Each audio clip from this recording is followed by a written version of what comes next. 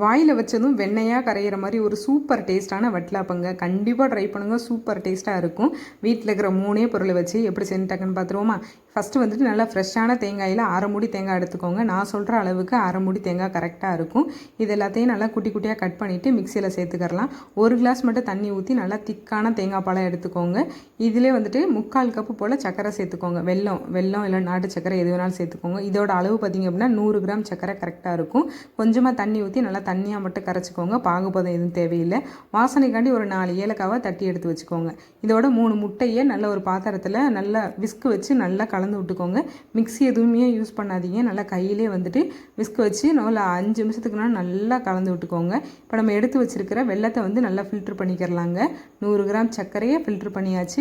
அடுத்து தேங்காய் பாலோட அளவு பார்த்திங்க அப்படின்னா 150 கிராம் இருக்கும், கரெக்டாக இருக்கும். 150 ml கரெக்டாக இருக்குங்க. இதையும் நல்லா ஃபில்ட்ரு பண்ணிவிட்டு சேர்த்துக்கோங்க. இதோட நம்ம தட்டி வச்சுருக்கிறோம்ல ஏலக்காய், அதையும் சேர்த்துட்டு நல்லா ஒரு 5லேருந்து 6 நிமிஷம்னாலும் நல்லா கலந்து விட்டுக்கோங்க. இப்போ இது எல்லாத்தையுமே வந்துட்டு நீங்கள் எந்த பாத்திரத்தில் செய்ய போகிறீங்களோ அந்த பாத்திரத்தில் ஃபில்ட்ரு பண்ணிவிட்டு சேர்த்துக்கோங்க. சேர்த்துட்டு இதுக்கு வந்து பாத்திரத்தில் வந்துட்டு எண்ணெயோ நெய்யோ எதுவுமே அப்ளை பண்ண தேவையில்லைங்க.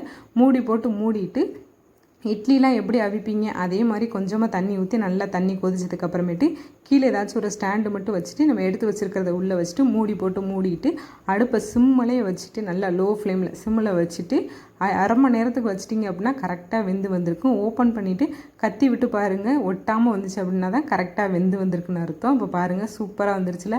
ஓப்பன் பண்ணிங்க அப்படின்னா செம்ம வாசனையாக இருக்குங்க. அந்த தேங்காய் பால் வெல்லத்துக்கு சூப்பராக இருக்கும்.